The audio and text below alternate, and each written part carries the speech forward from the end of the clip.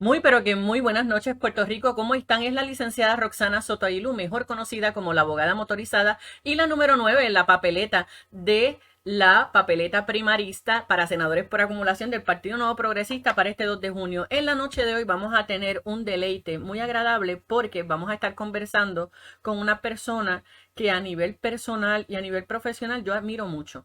Es alguien con quien no usualmente tengo mucho contacto, pero las oportunidades que tengo de hablar con él cuando se me dan son fantásticas porque son de mucho crecimiento personal y profesional. En la noche de hoy vamos a estar hablando con el doctor Ricardo Rosselló, ex gobernador de Puerto Rico, ex presidente del Partido Nuevo Progresista, delegado congresional Shadow, uno de los fundadores, y me parece que es el icono principal de esta estructura civil que se llama la Delegación Extendida Pro Estadidad para Puerto Rico. Y sobre todas las cosas es científico, catedrático, empresario, un gran puertorriqueño, un gran padre y esposo, pero sobre todo me parece que es un gran joven profesional. Y desde ese punto de vista quisiera tener hoy un conversatorio profundo que yo le he titulado Esto es personal. ¿Y por qué es personal? Antes de pasar con el doctor, que ya yo lo tengo conectado, quiero contextualizar por qué estoy haciendo este conversatorio. Cuando nosotros miramos alrededor nuestro, sabemos que nosotros formamos parte de una comunidad, de una sociedad. En muchas ocasiones optamos por quedarnos callados y no asumir posturas para adelantar causas que nosotros entendemos que deberían promover el mejoramiento de nosotros como puertorriqueños en la isla, ya sea a nivel social, económico, religioso, político, cívico. Pero ya es hora que nosotros podamos ir promoviendo con mayor fervor, persistencia, consistencia, disciplina y estructura lo que es el proceso de descolonización de Puerto Rico, no importa cuál sea su idiosincrasia, aquí lo importante es hablar de descolonización. ¿Y cómo lo podemos hacer? ¿Por qué? Porque nosotros no estamos satisfechos con nuestro estatus colonial o no estamos satisfechos hasta dónde nos hemos podido desarrollar dentro de la condición colonial que tenemos. Indistintamente de que en la noche de hoy, cuando usted se conecte, sea una persona partidaria de lo que es la Asamblea Constitucional de Estatus o que cree y defiende que todo esto se puede resolver meramente mediante un referéndum eh, o un plebiscito federativo mediante legislación congresional, en la noche de hoy va a ser un gran conversatorio de aprendizaje. Así que, sin más preámbulo, damas y caballeros, yo voy a introducir al doctor Ricardo Rosselló. Muy buenas noches, doctor. Muy buenas noches, licenciada. Bueno estar aquí con usted y la admiración recíproca. Veo todo el trabajo que ha estado haciendo, su lucha por la igualdad y su lucha por los puertorriqueños. Y eso me ha llevado orgullosamente a apoyarla en su trayectoria y en su esfuerzo para convertirse en senadora, que sé que nuestro pueblo se puede mucho de su capacidad, de su integridad y sobre todo de su corazón para echar a Puerto Rico hacia adelante. Doctor, o sea, usted está diciendo que usted públicamente me apoya para ser senadora por acumulación. Y perdone, no mi ingenuidad, sino que yo entendía que por ahí no era donde, ¿verdad? Yo haciendo una introducción de unas cosas, es que me halaga. Y usted sabe que yo no se lo pedí. Lo sé y por eso es que yo lo digo de corazón y lo digo Y yo porque también. creo en usted, creo en lo que usted hace por Puerto Rico y quiero que todo el mundo lo sepa. Yo sé que mucha gente sabe y conoce de su compromiso, de su lealtad con la igualdad, de su trabajo por el pueblo. Y yo soy muchos de esos fanáticos suyos. Queremos verla en ese Senado ayudando a Puerto Rico. Eso fue un golpe bajo, doctor. A ver, mire, hoy pues ya empezamos bien personal. Como pueden ver, esto es un conversatorio bien personal. Mire, doctor, yo quiero que usted sepa que aquí en Puerto Rico la temperatura política está bien polarizada, particularmente porque hay controversias judiciales con dos partidos políticos emergentes en cuanto a candidaturas, porque también estamos observando la temperatura que hay sobre las candidaturas presidenciales en los Estados Unidos, los discursos que se están dando. Y aquí en Puerto Rico a nosotros nos preocupa grandemente que la ley 167 del 2020, doctor, que es por donde yo quiero comenzar, es una legislación que indistintamente de personas que estén a favor o en contra de ella, que es la que creó la Delegación Congresional Pro Estadidad para Puerto Rico, indica que los trabajos culminan de esta delegación congresional el 31 de diciembre del 2024. Este mismo año nosotros tenemos elecciones generales nacionales, tenemos una papeleta adicional para un voto presidencial, que entiendo que es un voto simbólico que posteriormente quisiera que usted nos diera su insumo sobre cómo se debería trabajar con el resultado de esa papeleta. Pero en realidad lo que quisiera es que usted le diera un mensaje de introspección por todo el tiempo que usted lleva como delegado congresional sin cobrar, que eso es altamente honorífico y loable de su parte. ¿Qué nosotros podemos esperar aquí en la isla? No estoy hablando fuera de Puerto Rico. Aquí en la isla, para poder estructurar o mantener una militancia cívica sobre la lucha para la descolonización desde un punto de vista de promover la estadidad, una vez concluyan los trabajos de la delegación congresional. Bueno, licenciada, la oportunidad que nos brindó el pueblo de Puerto Rico con esta delegación creó algo que no va a detenerse, y es la participación cívica organizada, ¿verdad? Recordarás, y en el pasado hemos hablado un poquito sobre esto, pero una vez tuvimos el honor de ser electos por el pueblo de Puerto Rico, los miembros de la delegación y yo, hablamos sobre visualizar cómo podíamos tener mayor impacto con pocos recursos. La realidad es que la delegación y el proyecto de la delegación era muy escueto en términos de cuál era la misión, la visión, los objetivos, eran los recursos que se le iban a dar.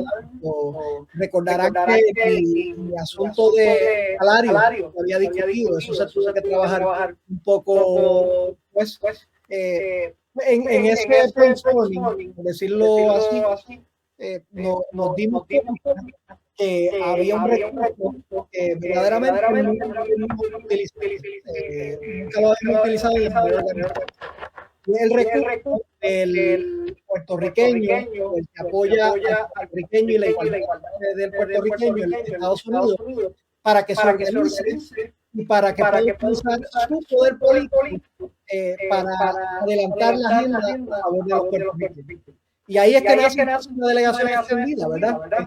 Algo que era una idea pequeña al principio, un tanto ideal, se ha convertido en una agrupación de puertorriqueños y aquellos que apoyan a los puertorriqueños, que casi alcanzan los 20,000 integrantes. Entonces, si bien es cierto que hay algo fuera de nuestro control, que es la longevidad en la delegación electa, lo cierto es que ya nació algo que nadie va a detener, que es la delegación extendida, que para mí es una demostración de fuerza, de organización, un centro donde todo el puertorriqueño que tal vez se ha sentido en algún momento que no sabe cómo aportar, qué hacer, entiende que está limitado en sus circunstancias.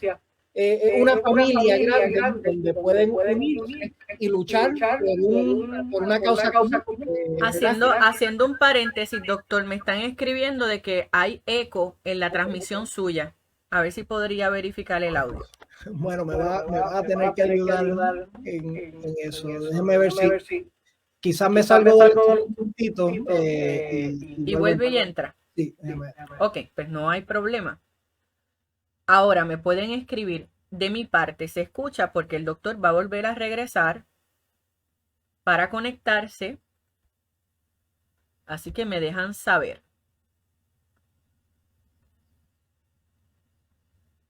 Si está Mabelín Pastrana o Wanda Vélez y me puede decir si al menos yo me escucho sin eco, porque el doctor va a volver a entrar.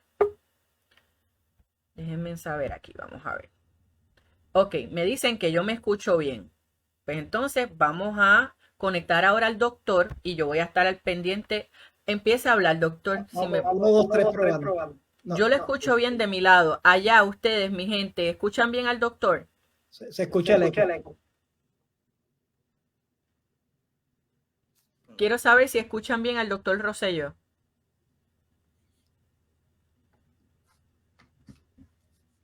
Dicen que escuchan eco.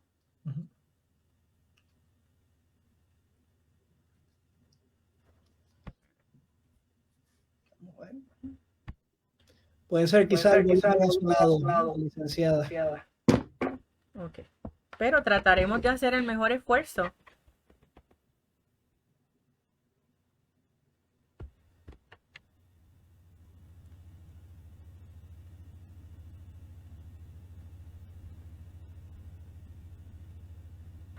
Me dicen, el problema es con el audio del doctor. Bueno, yo no. Bueno, pues déjeme tratar vamos a hacer otra cosa. Voy a tratar de conectarme por el teléfono.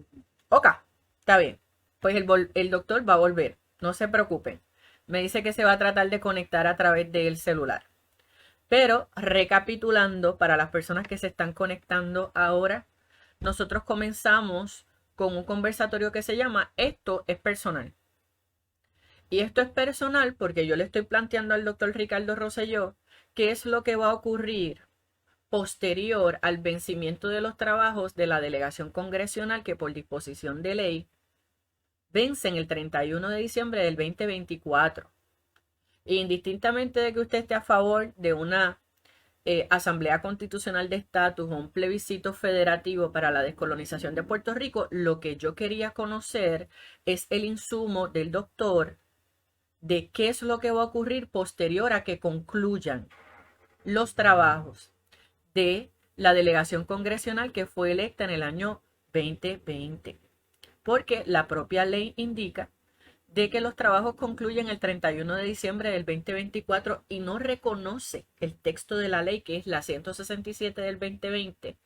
Ella no reconoce espacio para volver a hacer una nueva elección para un nuevo ciclo electoral. Y máxime cuando nosotros tenemos una asamblea legislativa mayormente controlada por oposición al Partido Nuevo Progresista. Así que desde ese punto de vista, lo que estoy tratando de buscar es ideas. Aquí tengo al doctor que se está organizando, pero él ya se conectó. Tan pronto él pueda, ¿verdad?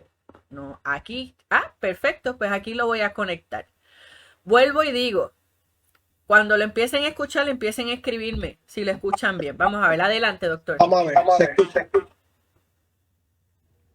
No, parece que hay eco todo. Pero puede intentar hablar un poco más. No Sí, sé seguro. si se puede poner los audífonos. A ver. Estamos en vivo, mi gente. Ustedes no se preocupen. Lo importante es que lo están viendo en vivo y a todo color. En vivo y a todo color. Vamos a ver. No, todavía. ¿Usted entiende que tiene eco? Sí, porque yo lo escucho a mi lado también. Ok. Bueno, Yanni Hernán, él estaba conectado en una computadora, ahora está conectado en un celular, porque me siguen escribiendo, hay eco todavía. Sí. Pero estamos haciendo el mejor esfuerzo, mi gente. El mejor esfuerzo. Me escribe Magali Urrutia. Se escucha con eco el doctor, pero mucho mejor. Aunque tiene eco, pero mucho mejor. Pues entonces vamos a tratar de continuar con la entrevista, tal cual, en el mejor ánimo, y pedimos, ¿verdad?, la consideración y la paciencia de todos los escuchas. Así que, doctor, donde nos habíamos quedado era en cuál era el insumo de usted, de qué es lo que usted entiende que va a ocurrir con Puerto Rico a nivel local una vez concluyan los trabajos de la Delegación Congresional Pro Estadidad bajo la Ley 167 del 2020, que la ley dispone que vence en el 31 de diciembre del 2024 y revisando la ley, ella no reconoce un nuevo ciclo electoral para una nueva delegación y máxime cuando tenemos una asamblea legislativa controlada por la oposición totalmente al Partido Nuevo Progresista o a las inclinaciones de un plebiscito federativo pro estadidad, ¿sí o no? Así que nos gustaría, ¿verdad? Que sé que usted había empezado a hablar, pero si nos puede volver a retomar el tema, se lo agradeceremos. Claro, yo diría que el objetivo principal es reconocer que el trabajo de la delegación electa produjo la delegación extendida. Esta delegación extendida ahora marca un esfuerzo que no está limitado por términos, no está sujeto a los vaivenes políticos, sino que es una estructura que le va a permitir a todos aquellos que quieran luchar por la causa de la igualdad y de la estadidad que continúen participando en la misma. Al día de hoy ya somos cerca de 20.000 puertorriqueños o aquellos ciudadanos americanos que apoyamos a esta iniciativa, que participamos de distintas formas. Usted, licenciada, fue al Congreso y le envió carta a todos los congresistas, al igual que otros compañeros que han dado de su tiempo, ¿verdad? de su esfuerzo para, ya bien sea en reuniones directas con el Congreso, actividades en los distritos, estos reclutamientos de más miembros, esfuerzos en redes sociales y comunicaciones, montar actividades, esfuerzos legales para batallar las injusticias de la desigualdad en Puerto Rico. Pues yo veo que aunque la delegación electa como tal termina, la delegación extendida continuará, seguirá creciendo y seguirá empujando este esfuerzo, sin tener que estar pendiente a un discurso de los vaivenes políticos partidistas y simplemente enfocándose en crecer, en seguir dando pasos agigantados hacia la igualdad y lograr lo que todos queremos, que es que cada hijo e hija de nuestra tierra pueda ser igual ante sus compañeros conciudadanos en los Estados Unidos. Ese es el objetivo principal. Bueno, doctor, parece que encontramos el arreglo y es que si yo estoy en mute mientras usted habla, se ve el eco. Así que lo que podríamos ¿verdad? hacer es que cualquier cosa, ya sabe que ese es el trick, me lo escribieron, porque ahora me dicen que no se escucha el eco, que se escuchaba bien. Dicho eso, yo recuerdo, y esto es cuando yo titulé este conversatorio, esto es personal, es porque yo tengo a la fuente primaria aquí al frente de ustedes para que pueda corroborar lo que yo les voy a decir. Cuando el doctor Ricardo Rosselló decide convocar el primer summit en Virginia, yo acudí sin tener la menor idea de cómo funcionaba el proceso de la delegación extendida. Yo fui a aprender y él nos tenía una serie de adiestramientos por día en diferentes materias. Y recuerdo que el último día, ya cuando yo estaba próxima a tener que salir corriendo de la actividad para irme al aeropuerto, el doctor estaba haciendo sus closing arguments y me acuerdo que el doctor sale y dice, licenciada, en Puerto Rico, o la idea que yo tengo es que se puedan incorporar capítulos. Y eso él lo dijo hace 3 años atrás. Que él veía que la delegación extendida se pudiera organizar en capítulos. Y como yo le estaba diciendo a Dios por qué me tenía que ir, él me dijo, licenciada, en Puerto Rico. Y yo le dije, no se preocupe que yo me encargo de eso. Me acuerdo que eso fue un septiembre del 2021. Sí me parece, doctor, y esto lo traigo como punto porque yo siempre le he dicho que el doctor tiene la visión del modelo de estructura de la delegación extendida a largo plazo como lo es LULAC. Una sede principal, ¿verdad? O un headquarter board, y entonces tiene sus capítulos en sus diferentes jurisdicciones. Doctor, yo le estaba explicando a usted que en Puerto Rico el barómetro político, la temperatura está bien polarizada en este momento. Los ánimos aquí están bien caldeados. Hay un alto mensaje izquierdista desde un punto de vista que no quieren trabajar con el tema de la descolonización, no importa que no crean en la estadidad. Pero también vemos aquí en Puerto Rico cómo se polariza el tema de la estadidad, porque hay personas que dicen que son estadistas dentro del PNP, hay personas que dicen que son estadistas fuera del PNP, hay incluso políticos que dicen que ellos son estadistas silentes, que ser estadista silente es yo tener la convicción de que yo apoyo la estadidad, pero no hago nada a favor de ella. Y para mí es importante, doctor, que en el día de hoy usted le pueda dar un mensaje a la gente en Puerto Rico. Porque yo quiero que usted sepa que Puerto Rico tiene diferentes organizaciones pro estadidad, pero son pequeños grupos. Y aunque hayamos pequeños grupos, en muchas ocasiones aquí en Puerto Rico se entiende que el tema del independentismo o el tema izquierdista tiene más eco o más volumen que el tema de la estadidad. Y esto lo digo con el mejor ánimo posible de discusión, más allá de que se pueda visitar al Congreso.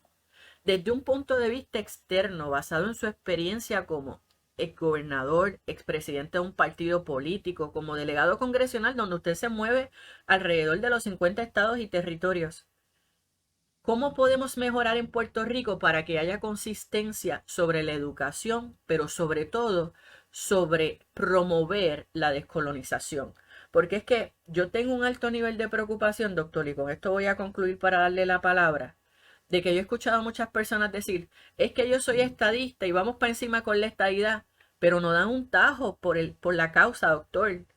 Pero tienen el poder del micrófono, tienen el poder de los medios y la exposición. Y me parece que se fragua el propósito de que la causa de la lucha de estadía es un asunto personal por desigualdad o por frustración o por esperanza de un mejor porvenir. ¿Qué usted nos tendría que decir respecto a eso? Bueno, licenciada, antes de contestar la pregunta, quiero asegurarme que mis expresiones al principio no se escuchen de manera doble ahora, sino que se escuchen de manera muy clara y contundente, y que sepan todos los amigos que nos están viendo que yo la apoyo a usted para hacer esto nuestra próxima senadora, que creo en su talento, en su capacidad y sobre todo en su corazón, sé que el Senado será un mejor lugar con alguien como usted cuando llegue allí a principios del 2025. Así que, dicho eso, lo conecto a la pregunta, ¿verdad? Teniéndolo usted ahí, yo sé que al igual que algunos compañeros, no todos, usted lo mencionó muy bien, no todos, pero esto, tener la posición, ya bien sea de gobernador, comisionado residente, senador, representante, permite tener un micrófono, una plataforma, un autoparlante. Esto, y qué pena es cuando alguien que usa ese autoparlante antes de llegar a ciertas posiciones, o aun cuando llegan, pero cuando ya no es el momento electoral, pues no se utiliza, por lo menos no con el mismo volumen, para tratar de adelantar la causa principal de nuestro partido. ¿Verdad? Aquí no podemos confundirnos. El diferenciador principal del Partido Nuevo Progresista y cualquier otro partido es que el Partido Nuevo Progresista abraza la estadidad. El Partido Nuevo Progresista es el único partido que apoya la igualdad ciudadana que nos da la estadidad, y por lo tanto, para mí siempre fue un asunto muy claro como gobernador. Es un asunto de política pública. Es un asunto de que cuando se vota por un miembro del Partido Nuevo Progresista para una posición, uno está apoyando el esfuerzo hacia la estadidad, ¿verdad? Y, y entiendo, licenciada, que es menester del pueblo estadista, que en estas primarias evalúen, ¿verdad? Tenemos tiempo todavía, tenemos bastante tiempo para poder ver a todos los candidatos. Y pregúntense, mirándolos a cada uno de ellos y de ellas, si cuando viene el momento crítico, hablan luchan, actúan, accionan sobre la causa principal del partido al cual representan. O sea que eso es un punto que quiero discutir. El segundo es un punto mayor, ¿verdad? Y parte del tema del libro que estoy próximo a sacar, ¿verdad? Y es la polarización. Siendo gobernador, pude experimentar esto de manera interna y externa, ¿verdad? Interna, me refiero en el partido, y militantes de la estadidad y del Partido Nuevo Progresista, y externas con la oposición. Y he podido ver y he podido agrupar ciertas realidades que no tan solo están pasando en la isla, aunque sí se han catalizado hasta cierto punto en la isla, pero son un fenómeno global. Y el siguiente, licenciada, los extremos, extremo derecha y extremo izquierda, representan no más de un 15% de la población. Sin embargo, la discusión pública que esos dos extremos generan es entre el 90 y 95% de la discusión. Lo que significa esto, y amigo y amiga que me está escuchando, si a veces te sientes que estás en un lugar donde no te puedes conectar con ninguno de esos extremos, por diversas razones, ¿verdad? Que se pueden discutir, no estás solo. Entre el 80 y el 85% de la población está igual a ti, ¿verdad? Y es que, en mi opinión, hemos perdido nuestra destreza nacional y global para resolver problemas, y la hemos sustituido por una destreza para vilificar, demonizar y atacar al opositor con el único objetivo de que la ideología de un lado o las ganas de obtener el poder de un lado sobrepasen las del otro lado extremo. Y esto es una situación bien peligrosa, ¿verdad? No tan solo de nuevo en Puerto Rico, sino global, porque eso lo que limita es la capacidad de crear consensos, limita la capacidad de sostener conversaciones aún con sus opositores. Cuando ya uno ve al opositor como un criminal, un enemigo, pues entonces te limita los pasos a poder tomar acción. Entonces, dicho eso, ¿qué ha pasado en Puerto Rico? Bueno, se manifiesta más con uno de los dos lados extremos, ¿verdad? En Puerto Rico, particularmente con la extrema izquierda, pero son una fracción muy pequeña de la sociedad, licenciada, ¿verdad? Y no lo digo yo por estar articulando una posición, lo dicen las encuestas continuamente por los pasados años, ¿verdad? Ese grupo es minoritario, de nuevo, no representa más de un 10-15%, pero han ocupado los micrófonos, han ocupado el discurso, y ese discurso ha podido percolar hacia otros centros de poder fuera de Puerto Rico. Y es entonces que tenemos el problema que usted plantea, que es muy cierto, ¿verdad? Y lo debo decir. Hay sectores en los Estados Unidos que piensan que los puertorriqueños quieren ser independientes, ¿verdad? Cuando toda la evidencia, no alguna, no la mayoría, toda la evidencia apunta a que el pueblo de Puerto Rico ha rechazado abrumadoramente la independencia, en ningún momento rebasando el 10%, ni en encuestas, ni en eventos electorales, ni de ninguna índole. Entonces, ¿qué es lo que nos dice esto? Que ese sector minoritario ha sido y ha tenido mejores aliados en otros sectores minoritarios en los Estados Unidos y en el mundo, con micrófonos muy, muy grandes. Y hay que reconocerle eso. Oye, a la oposición, si uno solamente va a mirar lo que está haciendo mal y beberse el Kool-Aid, como uno dice, pues entonces va a seguir chocando. Ciertamente han hecho algo para adelantar su gestión, que es la equivocada en mi opinión, pero que ha creado esta percepción de que en Puerto Rico hay un grupo de independentistas que sobrepasa el de los estadistas, ¿verdad? Que es totalmente falso. Más allá, cuando yo hablo de estas cosas y le llevo la evidencia, ¿verdad? Hasta congresistas, hemos tenido circunstancias como esta. Les llevo la evidencia y se las comparo a otros estados, ¿verdad? Donde, por ejemplo, el movimiento independentista en Texas y en otros estados es mayor que el de Puerto Rico.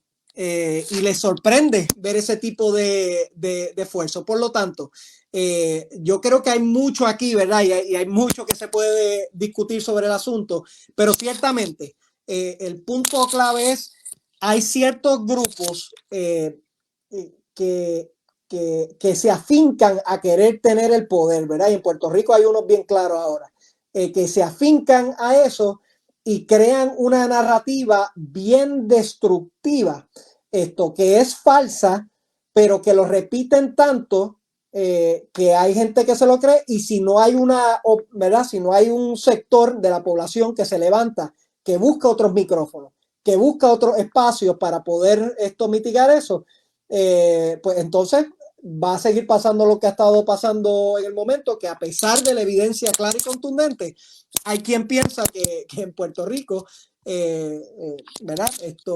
La gente favorece la independencia. Yo quisiera ahora traer también como tema, para beneficio de todas las personas que estamos aquí en la isla, doctor. Mire, lo primero que yo quiero decirle a usted es que yo estoy clara de que hay dos proyectos congresionales. Uno que es el de la Cámara de Representantes, que es el HR 2757, que se radicó el año pasado, y el proyecto del Senado 3231, que se presentó este año, tengo entendido. Sé que en el de la Cámara de Representantes hay 92, me parece, auspiciadores o coauspiciadores, y que hay 22 o 23 en el proyecto del Senado. Quiero comenzar primero con el del Senado porque es el más reciente, porque en el proyecto del Senado 3231 hay 22 demócratas y un independiente, no hay ningún republicano. Entonces, si son 100 sillas y se necesitan 60 al menos para hacer la mayoría cualificada, para que ese proyecto que ya está presentado, que está en un subcomité y no ha salido de allí, quedan exactamente 9 meses para que concluya el periodo de funciones congresional de este 118 Congreso, que concluye el 2 de enero del 2025. Quedan 9 meses. Yo soy una persona muy realista y muy pragmática. Y lo mismo va a pasar con el proyecto 2757, que necesitaría todavía unos 134 coauspiciadores adicionales para que un proyecto de esa naturaleza al menos saliera del subcomité y entrara en materia de estar en turno para reglas y calendarios para ver si se puede votar en el floor. Yo la pregunta que voy a hacer no es para llevarlo contra la pared a usted, sino es para que la gente se dé cuenta aquí en Puerto Rico de que tenemos que profundizar sobre cómo es que funcionan los mecanismos parlamentarios en el Congreso. Porque mire, doctor, en muchas ocasiones aquí en Puerto Rico se entiende que porque se radica un proyecto de ley, ya todo está planchado y eso la semana que viene usted lo tiene ya en el hemiciclo para votación, y que no hay problema con la Cámara homóloga, que también dentro del proceso parlamentario la tiene que aprobar para pasarla entonces a Casa Blanca. Y como tenemos dos proyectos, y yo aquí me estoy aprovechando de la eminencia estadista que es usted, ¿en algún momento usted vislumbra que esos dos proyectos pueda existir un comité de conferencia mixto para que se puedan discutir esos dos, o a menos que exista en este momento, que no lo sé, por eso le pregunto a usted, con la intención de ver si se podrían agilizar los procesos de los trabajos o no? Pues mira, licenciada, para mí la pregunta es muy importante y creo que usted dio en el punto clave, que es el proceso parlamentario. Un buen ejemplo de cómo se lleva a cabo esto fue lo que ocurrió en la sesión pasada en la Cámara de Representantes, y cómo pudimos paso a paso lograr nuestro objetivo final, que era que un proyecto en la Cámara de Representantes Federal se pasara, ¿verdad? Para finales del 2021, licenciada, yo le envié una carta a Steny Hoyer cuando habían dos proyectos que estaban compitiendo para atender el asunto del estatus. En ese momento, la proyección mediática y hasta ¿verdad? De los opositores y de ciertos grupos estadistas era que no iba a pasar nada. ¿Por qué? Porque se veían como habían dos proyectos que eran diferentes, que iban a competir entre ellos y por lo tanto ninguno de los dos iban a tener la mayoría para poder pasar. Era una estrategia, dicho sea de paso, ¿verdad? El segundo proyecto era una estrategia para detener el primero. Yo le escribo esa carta a Steny Hoyer y le solicito, al igual que otro, un proyecto de consenso, ¿verdad? Que busquemos la manera de sentar estos grupos y que podamos tener, si es verdad que hay un interés por resolver el problema, no por discurso político, pues entonces vamos a encontrar una solución de consenso. Recuerdo que los medios en aquel momento a nivel local se rieron de eso, lo ridiculizaron, dijeron que eso no iba a pasar, que no había ambiente, ¿verdad? Y entonces se hizo el trabajo y tanto, ¿verdad? Con el esfuerzo del gobernador, comisionada, entre otros compañeros, se pudo llegar a la mesa y se pudo crear un proyecto de consenso. Cantazo 1, ¿verdad? ¿Cómo se logró? Pensando en el próximo paso, no pensando en el objetivo final solamente de lograr el proyecto. Ok.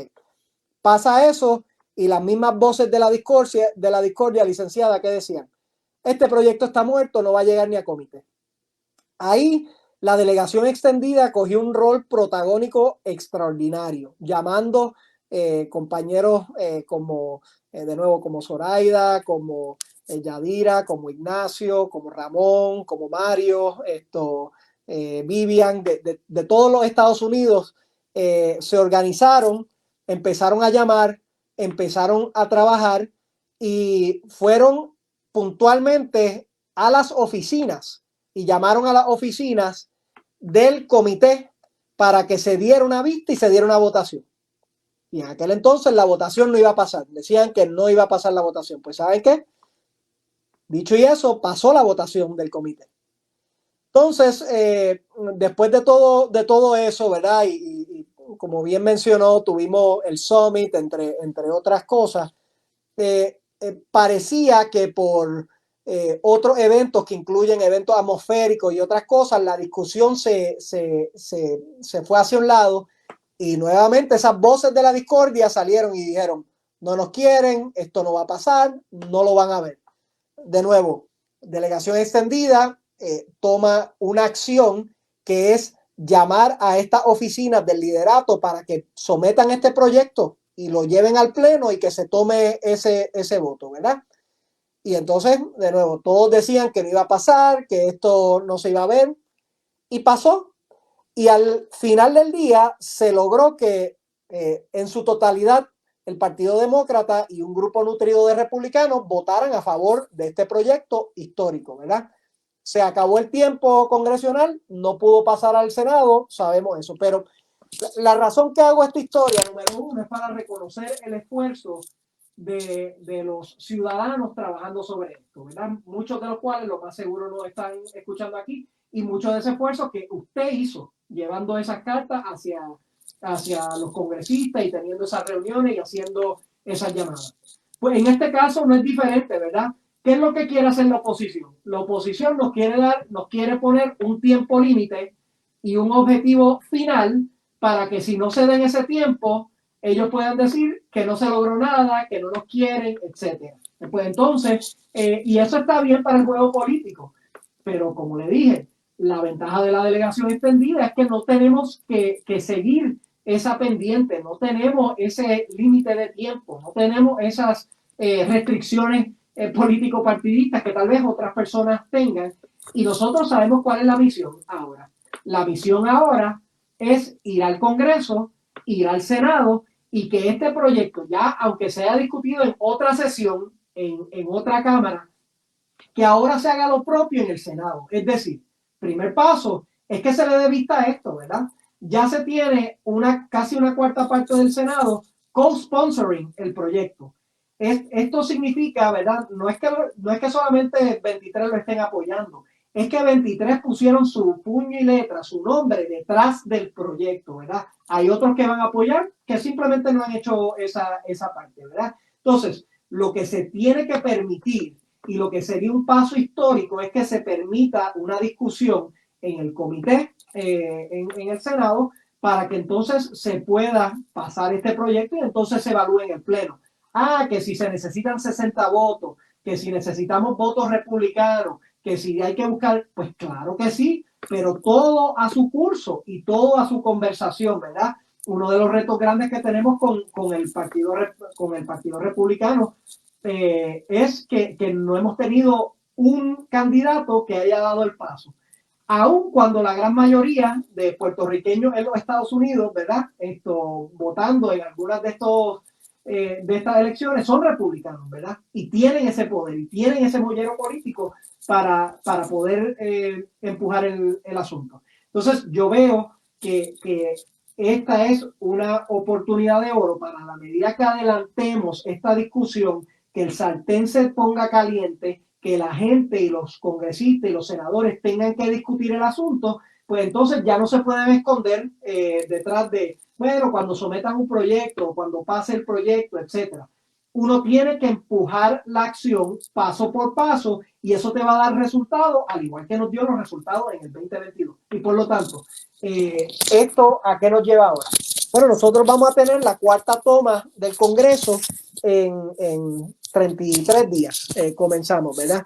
Y ya hay cerca de 100 personas de más de 20 estados que se han comprometido a venir para acá y a participar en las distintas reuniones. Y entonces, ¿cuál es nuestro objetivo? Y es uno grande, licenciada, y se lo voy a decir ahora. Queremos tener reuniones en todas las oficinas del Senado Federal. No en 90, no en 80, en las 100 oficinas que nos escuchen esos días para que este asunto no sea uno que se diluye a través de semanas, etcétera. No, que esos 3 a 4 días, que esos puertorriqueños y esa gente que apoya la igualdad, que quieran venir para acá, sepan que vamos a tener espacio en estas reuniones. Y yo tengo que agradecer de nuevo a los miembros de la delegación extendida que han activamente estado llamando al Congreso, a los senadores para conseguir estas reuniones, que han sido constituyentes y le han dicho, yo soy elector tuyo y este asunto es importante para mí, voy a estar ahí a finales de abril y a principios de mayo para que usted me escuche a los constituyentes y le dé el apoyo a este asunto. Solo así, licenciada, es que se va a lograr esto. Y a los compañeros estadistas, y con esto me callo, no dejen que la oposición les ponga las reglas del juego. ¿Por qué si ellos no tienen tiempo límite para conseguir o luchar por la independencia, que es justo, por qué nos van a poner tiempo límite a nosotros? ¿Por qué ellos van a categorizar algo como una victoria o una derrota cuando ellos no llegan ni a primera base, ¿verdad? Todo lo que hacen es discurso y todo lo que ellos pueden hacer estratégicamente es utilizar sus contactos para tratar de detener lo que es evidentemente el favor del pueblo de Puerto Rico y lo que es evidentemente el apoyo de los ciudadanos americanos, porque también, licenciada, las encuestas en los Estados Unidos, cuando se le preguntan si están a favor de la estadía de Puerto Rico o no, 2-1 están a favor de la estadía para Puerto Rico en este contexto. O sea que lo que implica esto es lo siguiente. Se va o se queda la delegación electa, ¿verdad? Eso no lo controlamos. Lo que sí tiene que seguir es la lucha estructurada ciudadana, donde busquemos esos micrófonos, donde reconozcamos que somos más, que pues al principio los pocos van a estar haciendo más ruido, pues eso ya lo sabemos, pero mientras hagamos nuestro trabajo, ese espacio se va a llenar y los números y la cantidad y el poder político detrás de eso no lo van a poder ignorar.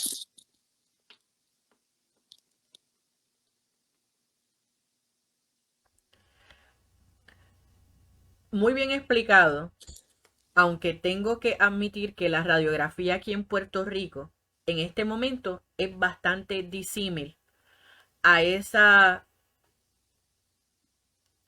caminar esperanzador que usted explica que ya lo tienen adelantado. Y me explico. Porque por eso es que se llama Esto es personal.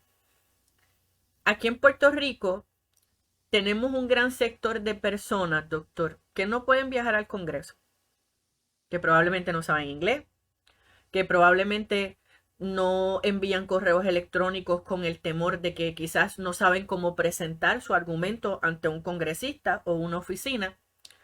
Y entonces dicen, ¿a quién le delego mi deseo esperanzador? ¿A quién sigo, escucho, apoyo, confío para que vaya allí o desde aquí promueva la causa de descolonización desde un punto de vista de plebiscito federativo o estadidad? Tenemos otro sector poblacional que entiende que no debe abrir la boca porque nosotros aquí en Puerto Rico no tenemos el voto presidencial, doctor. Yo siempre he sido partidaria y siempre me he cuestionado por qué el Partido Nuevo Progresista nunca se ha puesto los pantalones en su sitio a reclamar, de la misma forma que lo hizo Washington y lo logró en el 1960, una enmienda 23. Que aunque ellos no son Estado, ellos tienen voto presidencial. No sé por qué nunca una asamblea legislativa en Puerto Rico controlada por el Partido Nuevo Progresista ha emitido resoluciones que aunque no tienen fuerza de ley ante el Congreso, sí tienen fuerza moral de respeto, donde Puerto Rico reclama un voto presidencial. Nunca lo han hecho. Y eso es una de las propuestas que yo le he dicho al pueblo que yo estoy dispuesta a hacer si a mí me sacan electa, porque yo no me tengo que esconder ni detrás de planchas, ni me tengo que esconder detrás de nadie. Si yo creo en una causa, vamos para encima. Lo que sí me cuestiono, doctor, es por qué nosotros aquí en Puerto Rico tenemos que descansar en quienes nos dicen, como tú no tienes voto presidencial, tú no puedes hacer absolutamente nada por la descolonización ante el Congreso. ¿Cómo en sus mejores palabras usted, con la experiencia que tiene, le puede mandar un mensaje esperanzador al puertorriqueño de aquí, que sabemos que no tenemos voto presidencial, que no tenemos representación distrital federativa, que es nuestra responsabilidad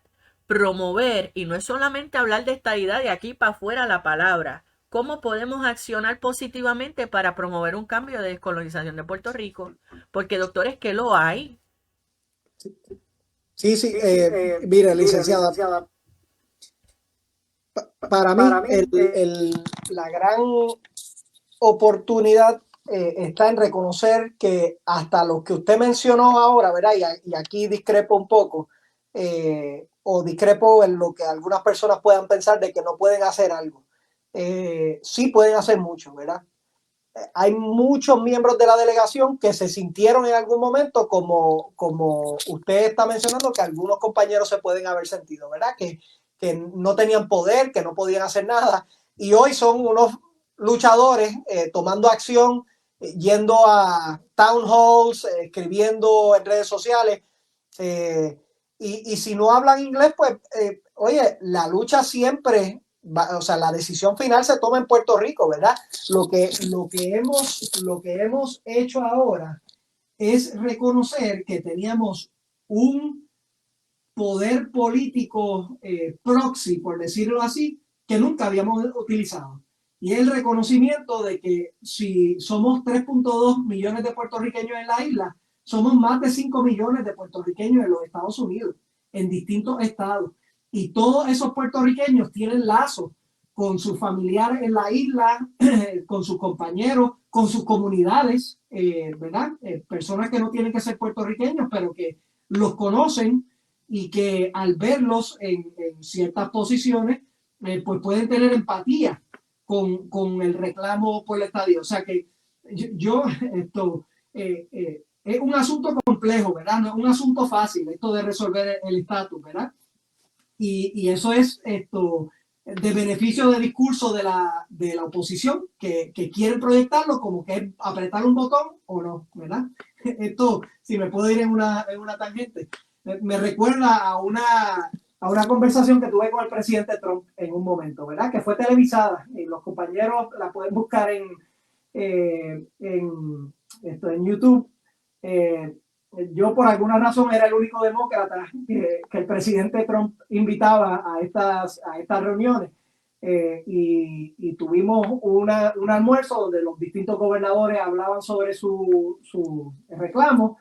Y cuando tocó mi turno, pues yo le hice el pedido de la igualdad y de la estabilidad para Puerto Rico. Le hice el reclamo que si él verdaderamente quería to make America great again, pues qué mejor manera de hacerlo más grande que añadiendo un estado poderoso, diverso, que ha añadido valor hacia la nación americana, ¿verdad? Que no se ha hecho en más de medio siglo, ¿verdad?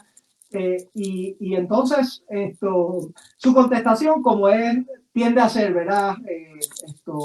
En términos de jocosa y minimizando hasta cierto punto, tratando de salirse, era que si le conseguía dos senadores republicanos, pues entonces que lo miraría. Y yo ahí le contesté que Puerto Rico es un battleground state y que se puede. El punto es que cuando salimos de eso, hay ciertos sectores, algunos se hacen llamar estadistas, que reclamaban que yo perdí la oportunidad para que Puerto Rico se transicionara hacia Estado ahí en esa mesa, como si fuese como si una contestación mía diciéndole al presidente ahí que sí, que le íbamos a dar dos senadores republicanos, automáticamente se apretaba un botón para la estadidad. Bueno, volviendo al asunto entonces de este problema complejo, político, que tiene vertientes de justicia social, que tiene vertientes de la polarización que hemos estado discutiendo. ¿Cómo entonces lo podemos atajar? Para mí, la manera clara es con poder político, ¿verdad? Y el poder político del puertorriqueño que reside en los Estados Unidos, ¿sabes qué? Es igual al de cualquier americano que haya nacido en Nebraska, en cualquiera de los estados. Es igualito. Tiene el mismo poder político una vez está en ese estado. Pues vamos a utilizarlos, vamos a participar con ellos para que ellos sean nuestro frente de batalla y nuestro mollero político para empujar esto. Claro está, una vez se empuja un proyecto como el que se está discutiendo, vamos a asumir que pasa el Senado, el Congreso y el presidente lo firma. Eso regresa a Puerto Rico, ¿verdad? Eso regresa a una votación final. Y todas las personas que quieran participar y que quieran asegurarse que se haga esto de la manera correcta, que el pueblo vote como ha tendido sentir a favor de ser parte de los Estados Unidos, a favor abrumadoramente de su ciudadanía americana y a favor de la estadidad, pues entonces hay que seguir haciendo un trabajo en la isla, un trabajo de orientación, un trabajo de militancia, de movilización, y ahí es que entonces está la importancia de estos procesos electorales, ¿verdad? Porque esto no surge de la nada. El liderato importa, quiénes están en las posiciones y qué es lo que están luchando y qué es lo que están trabajando, importa, ¿verdad? Y pues esto al electorado estadista en particular tiene una oportunidad para ver esa carta de candidatos, nuevos, viejos, algunos que han cumplido, algunos que han fallado. Que no sea solamente la maquinaria automática que los lleve a votar de una forma u de otra, ¿verdad? Que sea la convicción con que uno tenga empatía con un candidato y uno crea que entonces sus causas, sus acciones, lo que crean que sea buena gobernanza y buena política pública, pues ahí es que entonces uno debe de poner el voto. O sea que esto, licenciada, es un asunto complejo, pero si uno se echa un poquito hacia atrás, ¿verdad? Y yo tengo el beneficio de poder ver esto a 30.000 pies de altura, el progreso del movimiento estadista desde, ¿verdad?, en los últimos 10 años ha sido extraordinario. El discurso que se tenía hace apenas 10 años, 8 años, no sé por qué, era cuando estaba entrando a la gobernación, era de que o la estadidad no, o que no se podía hacer, o de favoritismo hacia el Estado Libre Asociado o todas estas cosas. Miren, esas cosas ya han desaparecido, ya se han reconocido los esfuerzos plebiscitarios, ya acá uno tiene dificultad, siempre queda uno que otro, pero tiene dificultad encontrando alguien que reconozca el Estado Libre Asociado como un final justo y certero para Puerto Rico, inclusive, que no merece ni espacio en esa discusión por ser precisamente una colonia. O sea que el progreso es enorme y tenemos que seguir luchando porque si no lo hacemos, perdemos las oportunidades que se dan en el camino para poder dar el cantazo verdadero y lograr nuestro gran objetivo. Yo quisiera también abonar a lo siguiente. Faltan 9 meses para que concluya la sesión congresional. Hay alta probabilidad, de acuerdo a las estadísticas que han tirado GoTrack.com, de que hay un 22% para que un proyecto pueda pasar, salir del comité, y creo que un 12% del otro proyecto. Pero sí, yo le puedo asegurar a usted, doctor, que yo nunca en mi vida había visto cómo se estaba moviendo el tema de discusión de la descolonización de Puerto Rico activamente hasta estos últimos 10 años. Yo concurro con usted. Y no importa cuál vaya a ser el resultado, que está fuera de las manos de uno de poder controlar, pero sí de poder luchar. La lucha tiene que seguir, doctor. Y a mí lo que me preocupa y a la misma vez me molesta es que en Puerto Rico grupos decidan secuestrar la causa de la estadidad bajo un discurso, pero no den un tajo para promover el cambio. Ahí es donde yo tengo el problema, y no es un problema ideológico, es un problema práctico de funcionabilidad. Y yo no digo, porque hay personas aquí en Puerto Rico que entienden que de lo único que no se puede hablar es de lo único que se tiene que estar hablando todo el tiempo es del estatus. Hay otras personas que dicen es que el estatus no es tan importante como la educación, la pobreza, los derechos de la mujer. Es que yo creo que todo está interconectado. Lo que hay que ver es cómo uno, ¿verdad?, decide desarrollar política pública en esa esfera. Pero he visto, porque yo soy electora del Partido Nuevo Progresista desde 1992, doctor, que en muchas ocasiones se habla del tema de la estadidad porque estamos en año electoral o porque quieren una reelección, pero durante todo el cuatrenio, a nivel político partidista y a nivel de las huestes político partidistas, no se ve un movimiento tan fervoroso como lo que usted ha generado de boom desde que usted salió de delegado congresional, y eso yo se lo tengo que reconocer. O sea, usted es un fenómeno. Le guste a quien le guste, usted es un fenómeno. Y no es por haber regresado a la política local. A lo que me refiero es de lo que usted ha empujado, indistintamente de cuál sea el resultado de estos dos proyectos. Vuelvo y le digo, porque eso, yo estoy muy clara del procedimiento parlamentario.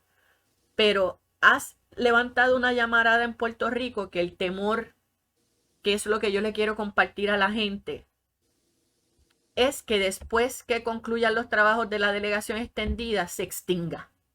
O mejor dicho, los trabajos de la delegación congresional no extendida se extinga aquí en Puerto Rico.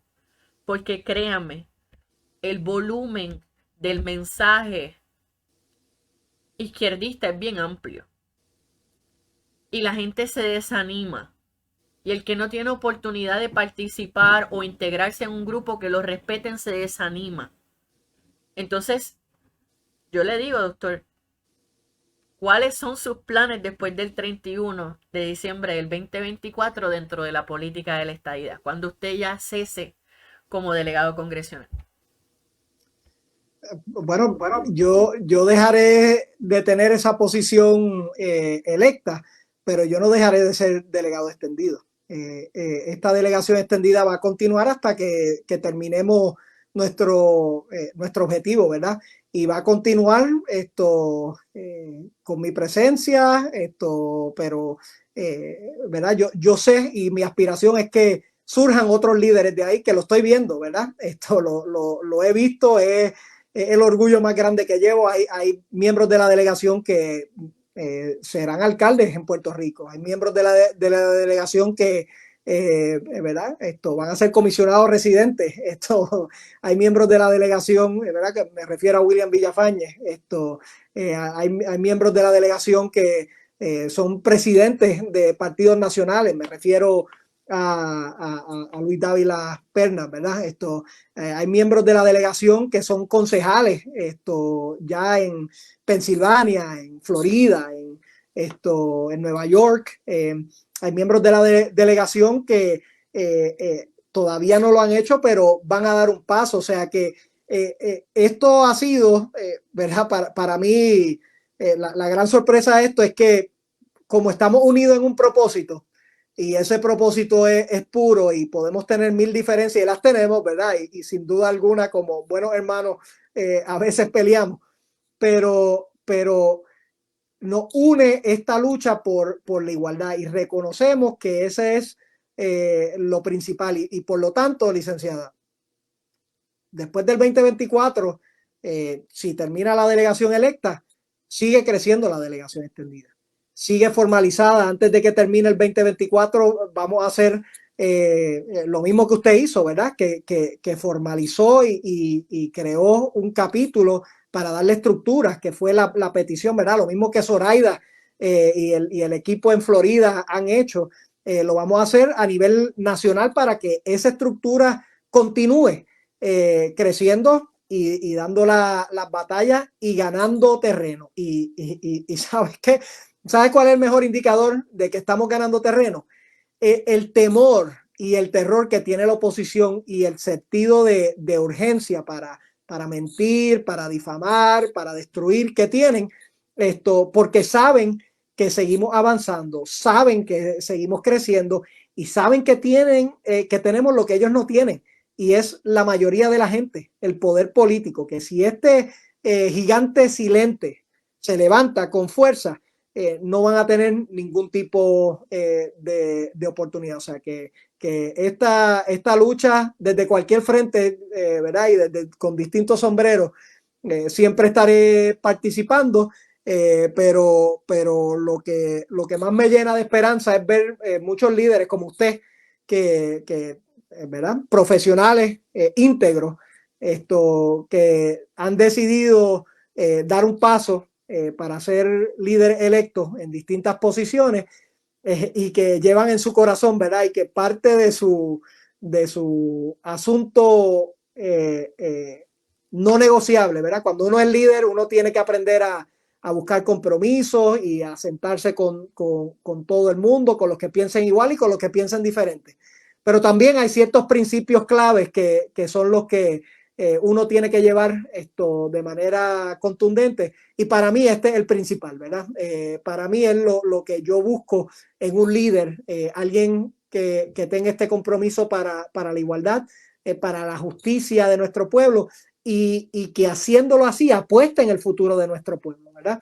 Y eso es lo que yo veo, y es lo que veo que ahora, como no está circunscrito a los vaivenes políticos, como no está circunscrito a si ganaron 10 escaños o 7 escaños o 5 escaños, como no está circunscrito a lo que un talking head pueda decir en la radio y tratar de... esto es puro esfuerzo y poder político de la gente que está llevando este reclamo, y yo sé que, ¿verdad? Ni Zoraida ni Héctor en Florida, ni Yadira, ni Ignacio en Georgia, ni Sara ni Marilyn en Pensilvania, ni Vivian en Rhode Island, ni Aisha en Nueva York, ni Roberto y Evelyn aquí en Virginia, ni Mario en Texas, ni Ramón en New Jersey, todos y miles más que puedo nombrar, ni Homero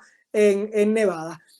Todos y miles más como ellos ya no van a soltar este asunto. Ya es parte de quienes son, y van a seguir dando esta lucha hasta que se logre lo que es justo para nuestra gente, y es que podamos estar de tú a tú con una ciudadanía de primera clase, y que podamos proveerle a nuestra generación, a la actual y a la próxima, las mejores oportunidades para su desarrollo.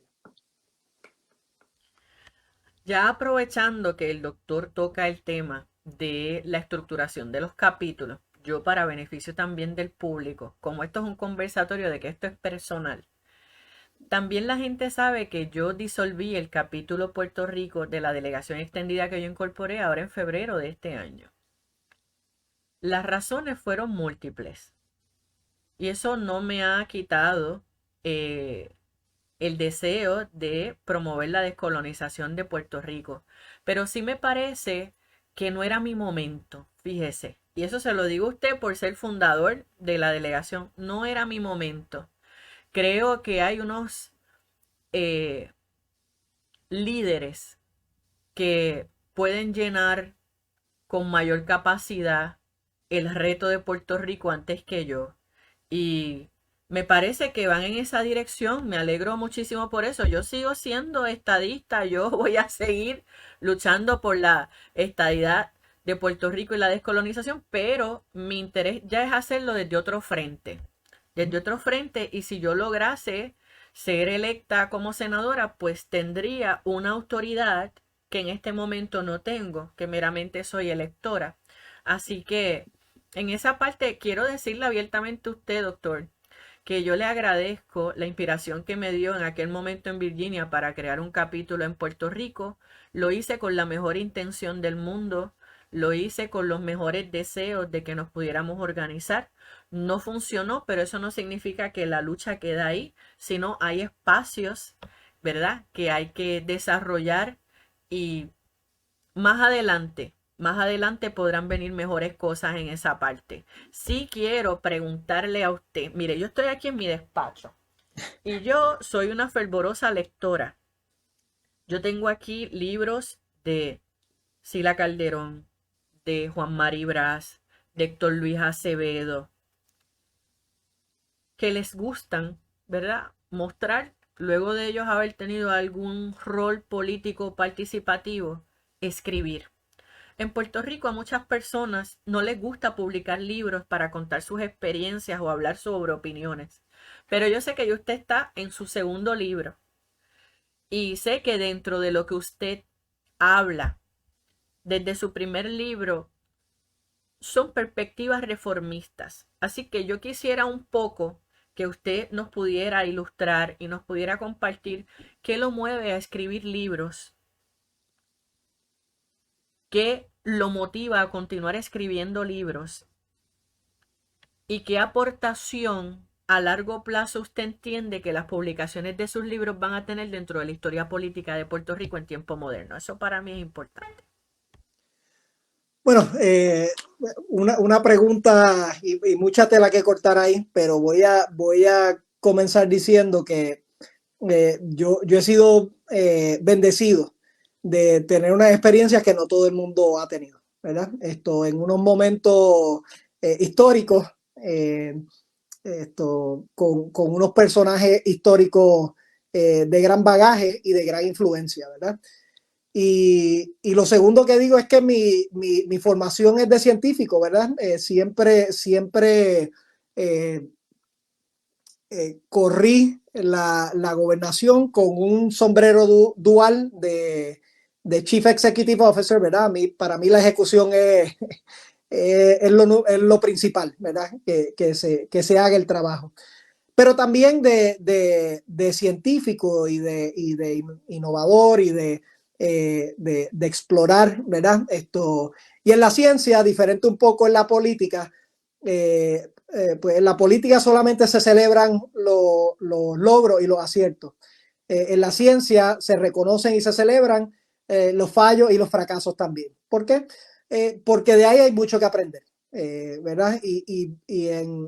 Después del proceso que pasé político y personal, yo entendía que tenía cierta experiencia, pude hacer una introspección en un sinnúmero de temas y quería compartir ¿verdad?, con el pueblo de Puerto Rico, pero también con todo el que le interese el asunto de la política y de las reformas, mis observaciones, mis apreciaciones, mis historias, y también conseguir la perspectiva de otras personas sobre estas cosas, ¿verdad? No, que no fuese solamente un monólogo, sino que también pudiera tener distintas voces, algunas disidentes, algunas diferentes perspectivas sobre el asunto. Y pues, ¿qué me llevó a poner esto en el libro? Al principio era algo amorfo, ¿verdad? Al principio era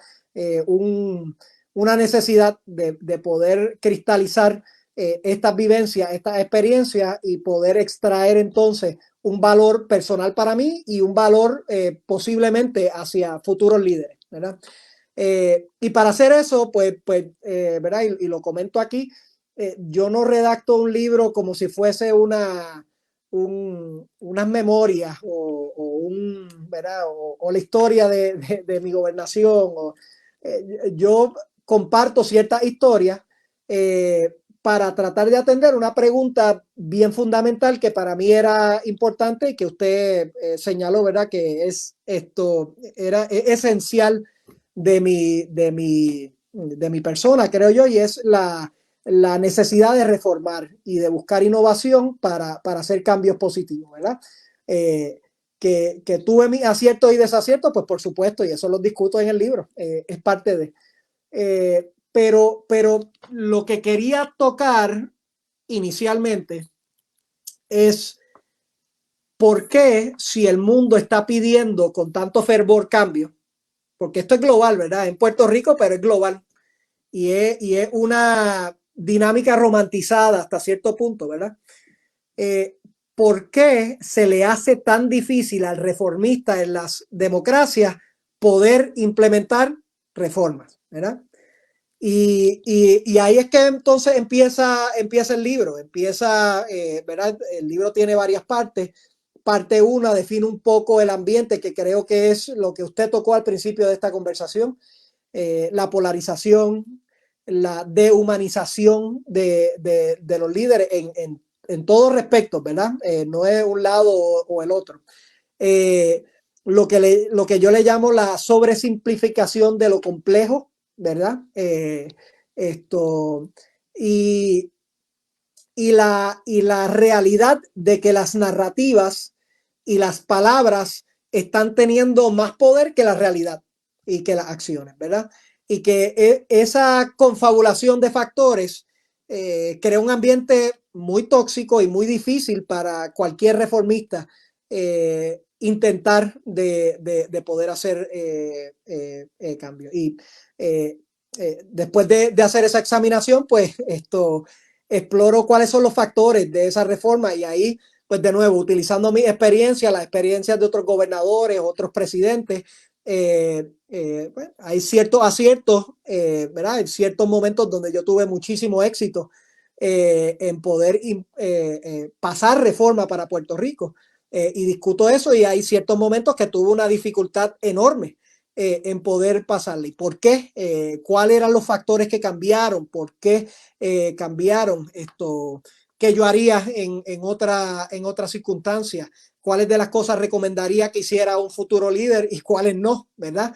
Y entonces, un poquito poniéndome el sombrero académico y hago una alerta de nerd aquí, desarrollo un modelo matemático de reforma. Y ahí era que yo creía que se iba a quedar, ¿verdad? La idea era bien básica, pero ver cuáles eran los factores que en algunas circunstancias le iban a permitir a un reformista reformar o no, ¿verdad? ¿Cuál era la probabilidad a base de ello? Porque ciertamente hacer reforma en Florida es muy distinto a hacer reforma en Florida, es muy distinto a hacer reforma en Zimbabue, ¿verdad?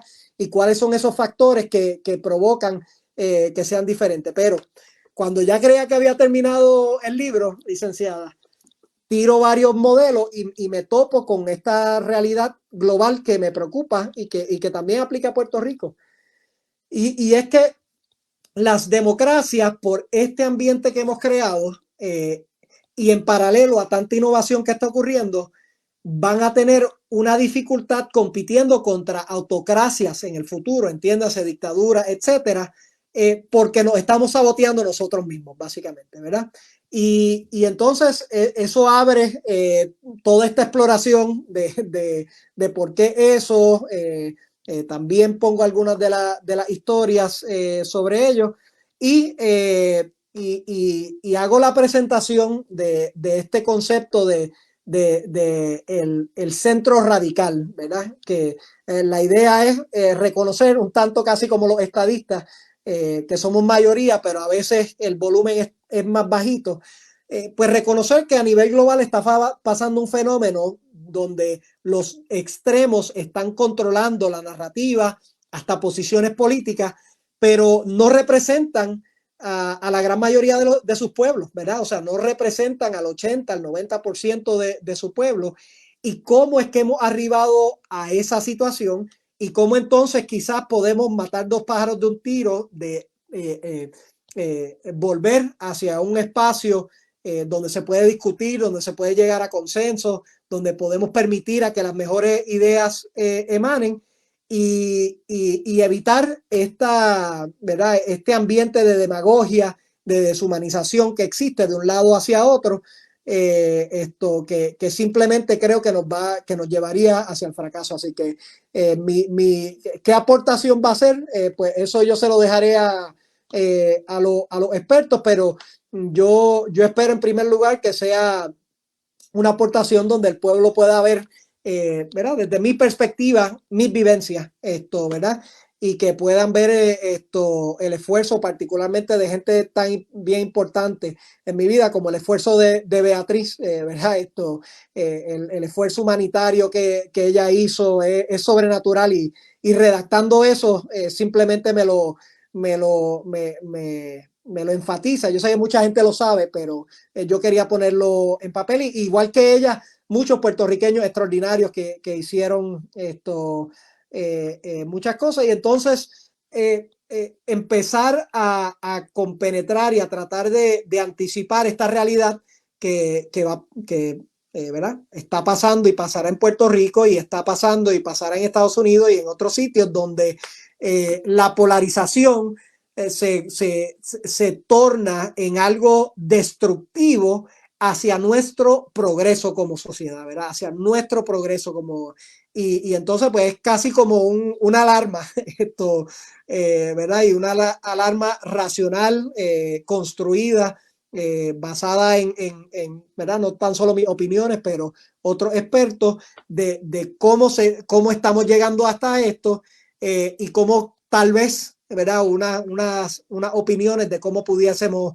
evitar esto. O sea que me motiva en tener esto para el récord histórico, ¿verdad? Mi experiencia como gobernador, pero también mi aportación como político científico a ver cuáles son las implicaciones de ciertas cosas que yo viví y cómo esto se puede manifestar tanto en Puerto Rico como en otras partes del mundo de cara hacia el futuro. Y si alguien puede aprender, ¿verdad? Si esto impacta a un joven, una joven aquí en Puerto Rico, en Estados Unidos, y le ayuda a ser mejor líder, pues yo entiendo que mi trabajo está hecho. Ahora, me parece que sí va a tener trascendencia. Preguntaron cuándo sale el libro. Doña Beatriz escribió que sale en verano. La gente quiere saber dónde lo podría adquirir, si ya hay un website disponible para que usted lo pueda decir o acudiendo a su página directamente de alguna de sus redes sociales. Si usted se lo puede decir, se lo vamos a agradecer para hacerle la próxima pregunta.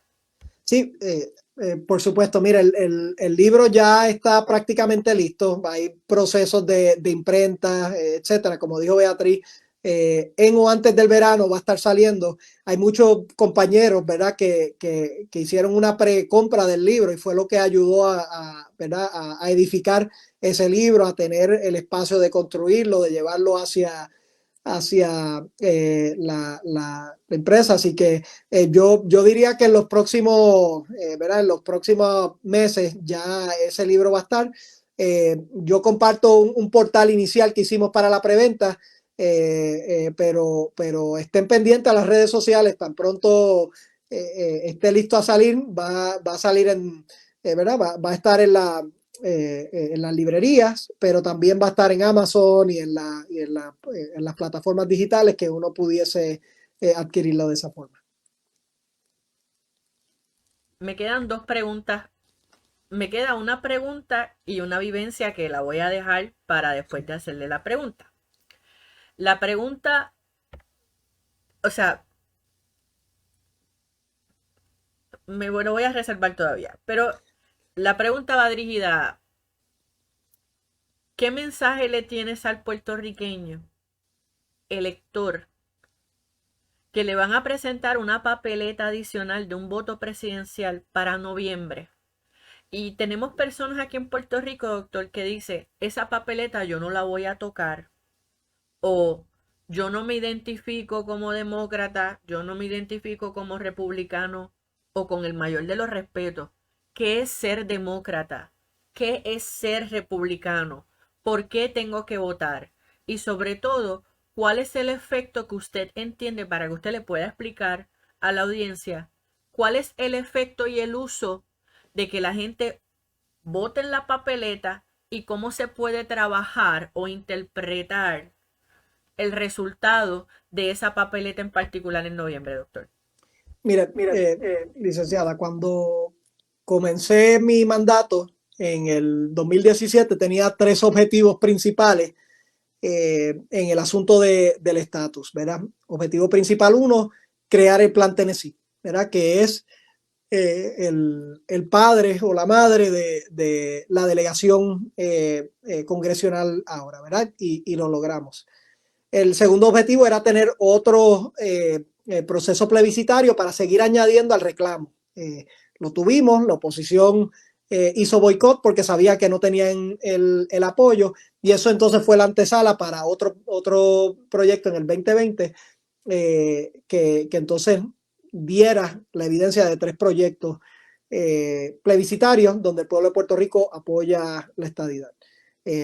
Primero era importante porque tenemos representación congresional, como lo hicieron otros 7 estados igual a nosotros, que al principio no la tenían, pero que se autoconvocaron, enviaron su representación y exigieron la estadidad. ¿Sabes qué? Todos esos territorios se convirtieron en estados, ¿verdad? Y ahora Washington y Puerto Rico son los que restan en esa gesta para eso.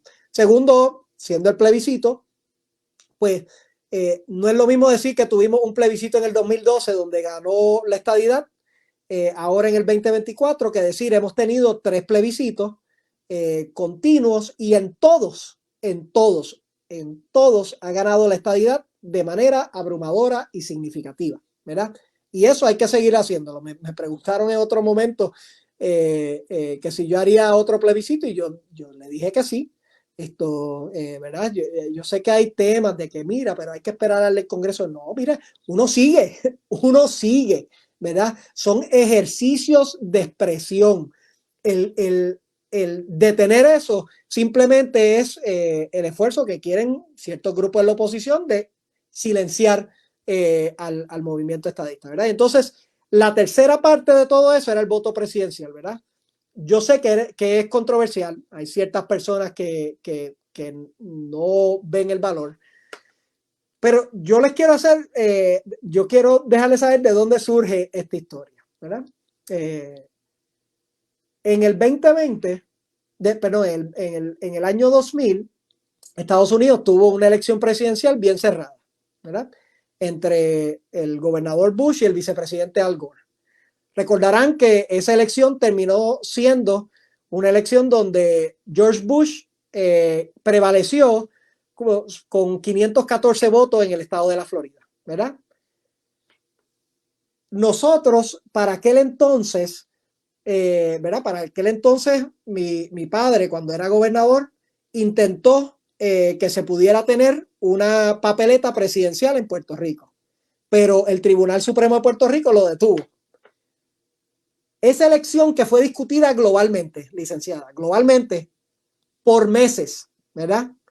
Y que estuvieron contando todos los votitos de Florida y los hanging shots y la intención del elector y todo, ¿verdad?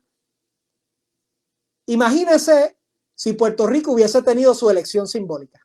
porque era simbólica en aquel entonces, ¿verdad? Al igual que esta, lo es, porque no tenemos el poder presidencial. Imagínense en una elección cerrada, y en aquel entonces, de que Puerto Rico hubiese votado de una forma o de otra, ¿verdad? Vamos a poner el escenario en que Puerto Rico hubiese votado por George Bush, ¿verdad? Si hubiese votado por George Bush, la controversia, ¿verdad? Y tuviese el poder político, la controversia mermaba, ya George Bush hubiese sido el presidente, no había discusión. Ahora imagínense si Puerto Rico hubiese votado por Al Gore. En ese caso, Puerto Rico pudo haber girado el futuro no tan solo de la isla, no tan solo de la nación, sino del mundo, en tener otra persona siendo presidente de la que es, ¿verdad? Y aquí no estoy hablando sobre, ¿verdad? La gente tendrá sus opiniones de Al Gore y de George Bush, esto, respetadas. Lo importante es reconocer el poder que pudimos haber tenido en aquel momento, si no real, sí simbólico de lo que significaba un Estado hispano en la discusión global sobre de quién iba a ser nuestro próximo presidente. Pues mire, licenciada, de ahí en adelante las elecciones presidenciales casi todas han sido muy cerradas. Casi todas se deciden por uno o dos estados, ¿verdad? Casi todas se están discutiendo meses después. Imagínense entonces a que Puerto Rico se inserte en esa conversación, que demuestre que sí estamos pendientes a la conversación nacional, que sí queremos ver cuál de estos candidatos a la presidencia, demócrata o republicano, ¿verdad? Hay gente que ya milita demócrata y ya milita republicano. Pero al igual que en muchos estados, licenciada, hay mucha gente que es independiente. Uno no tiene que ser republicano o demócrata. Uno simplemente tiene que esperar a ver cuál es el mejor candidato que uno crea vaya a luchar por sus prioridades, ¿verdad? Y ahí es que está esta gran oportunidad para Puerto Rico. Está esta gran oportunidad para demostrar que Puerto Rico no es un estado, ¿verdad? Como pienso yo, que no es un estado de un lado o de otro, sino que es un battleground state, ¿verdad? Que es un estado donde los boricuas van a escoger quienes ellos entiendan es el mejor candidato.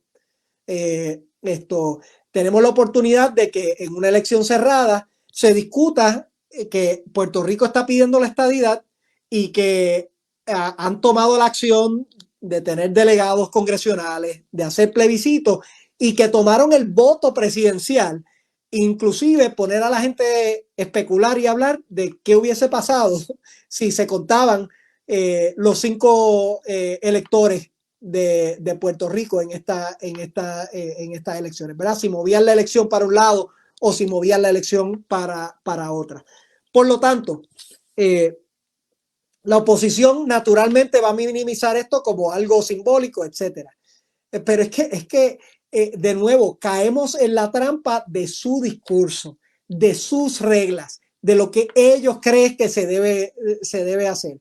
Y la única razón que están opuestos a este tipo de cosas es porque saben que abonan a la orientación, al conocimiento, a la discusión de lo que está ocurriendo en Puerto Rico y fortalecen el sentir y el reconocimiento que ha crecido dramáticamente desde el 2017, desde después del huracán María en adelante, del reconocimiento del ciudadano de a pie de los Estados Unidos, de que los puertorriqueños somos ciudadanos americanos, que somos parte de los Estados Unidos y que lo único que no tenemos es el poder del voto cuando estamos en la isla, ¿verdad? Y para mí, de nuevo, es una acción poderosa que puede tener repercusiones importantes y que puede empezar a aclarar el panorama político de cara al futuro en los Estados Unidos, ¿verdad? Escuchan a los opositores decir que eso no vale nada, que no van a votar, que van a eso. Bueno, por alguna razón lo están haciendo porque saben que puede tener las garras y que puede ser parte de la receta que provoque que se dilucide una solución al dilema colonial y que Puerto Rico entonces pueda tener la igualdad que merece.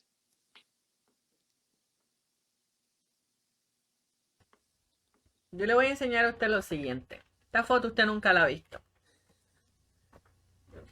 Yo voy para 50 años Esta foto es de su papá. Yo tenía aquí 17 años. Y está filmada por su papá. Yo quiero que sepa que era la primera vez que yo veía un gobernador. Yo nunca en mi vida había visto un gobernador. Yo soy ese tipo de elector, Ricardo Rosselló.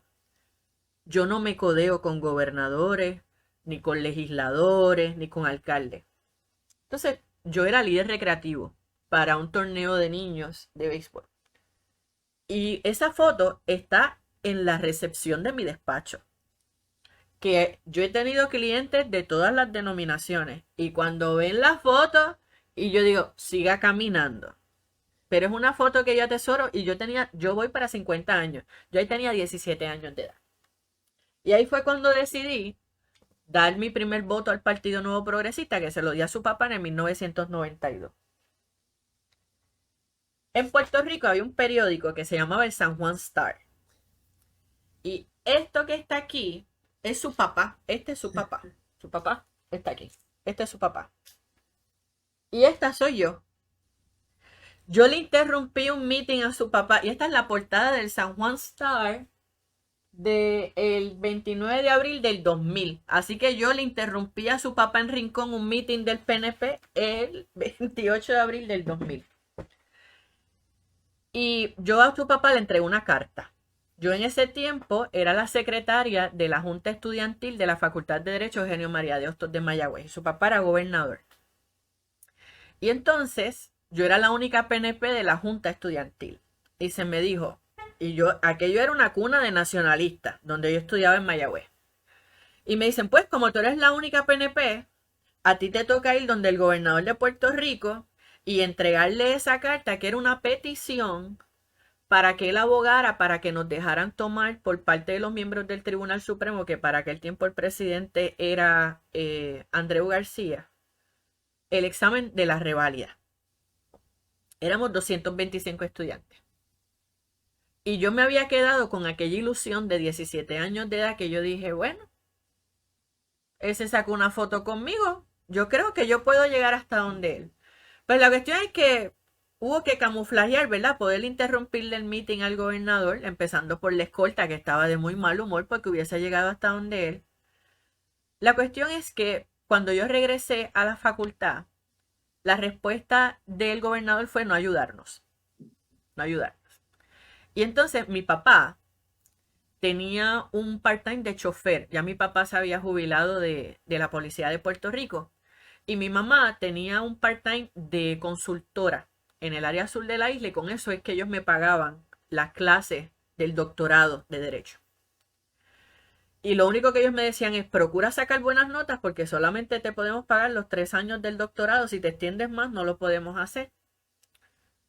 Durante ese tiempo, que fue el último término de gobernación de tu papá, pues no se movió nada para que yo cuando me graduara tú pudiera coger el examen de reválida.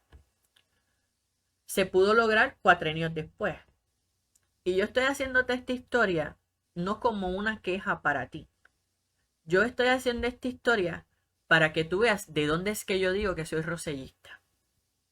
Y yo, luego de haberle dado el voto a tu papá y haber estado en la encrucijada personal, si ya como electora, no pudiendo tomar el examen de reválida y habiendo recibido 0 respaldo por parte del Partido Nuevo Progresista, porque allí no se metió ningún legislador del PNP. Nadie. Yo me dije dentro de mí, caramba, Roxana, deberías desafiliarte del PNP. Y mira, no lo hice, doctor. Yo iba a votar a las elecciones con resentimiento personal. Pero me decía, tú tienes que seguir creyendo en que este es el único partido que promueve la descolonización, que cree en la estadidad. Entonces, eso fue en el año 2000. Pasaron 19 años. Y ahí es cuando yo lo vengo a conocer a usted. Y usted es el segundo gobernador de Puerto Rico que en mi vida yo he tenido de frente. Nunca entre medio pude ver otros gobernadores. Y se me dio la oportunidad de ayudarlo. No sé hasta qué punto, porque eso es algo que usted y yo no hemos discutido. Cada cual tenemos nuestras propias impresiones.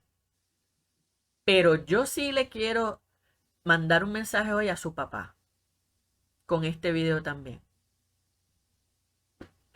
Yo nunca claudiqué en creer en ustedes, aún en mis tiempos malos. Y no lo dejaré de hacer. Yo creo que ustedes son personas que Puerto Rico realmente necesitaba y que necesita.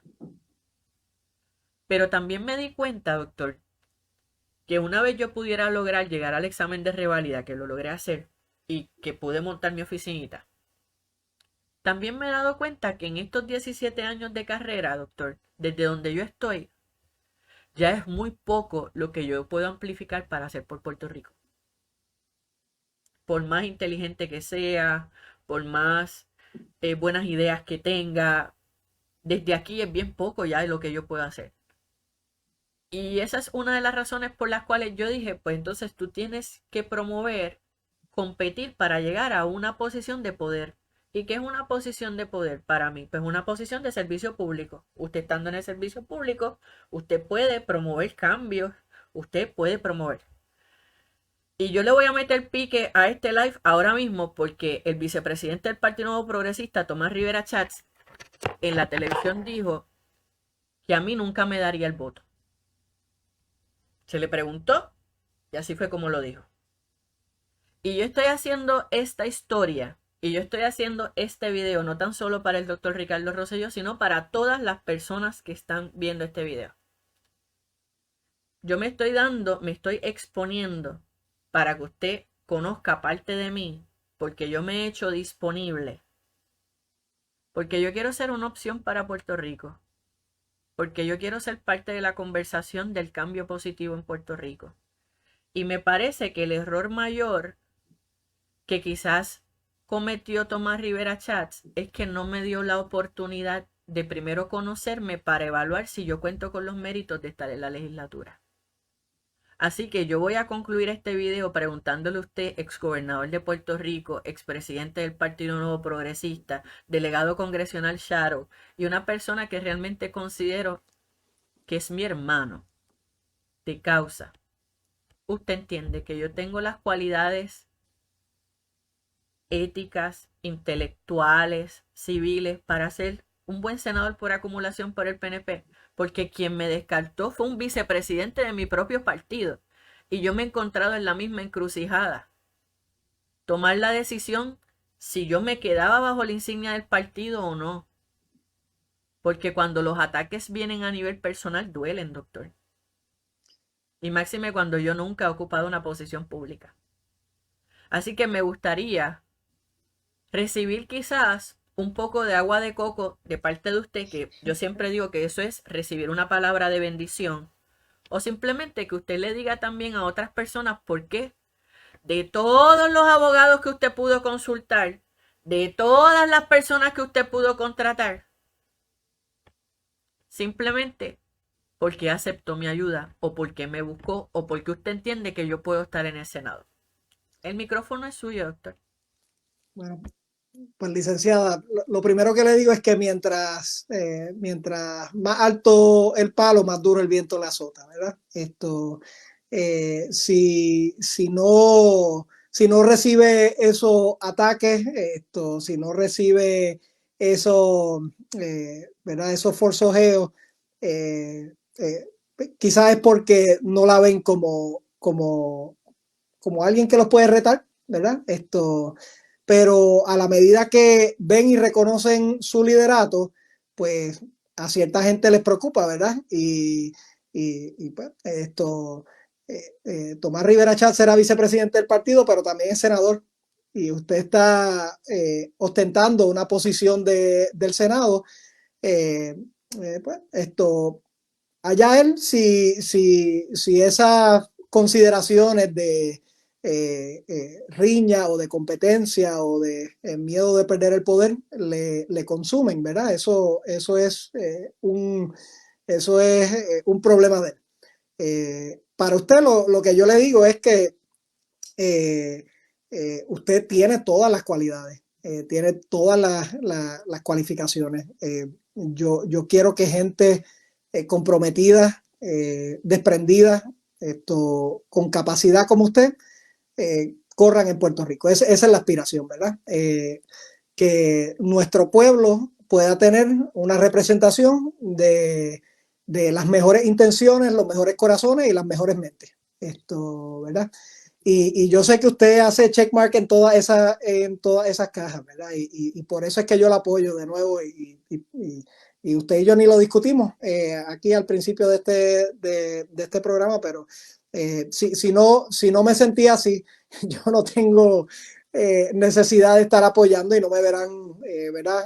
Apoyando necesariamente mucha gente, ha apoyado a algunas personas porque entiendo que son importantes, que son pieza clave para el progreso de la estadidad y de la igualdad. Pero más allá que lo que puedan fanfarronear y gritar y hacer ruido algunas personas, piensa en el bien que puede hacer.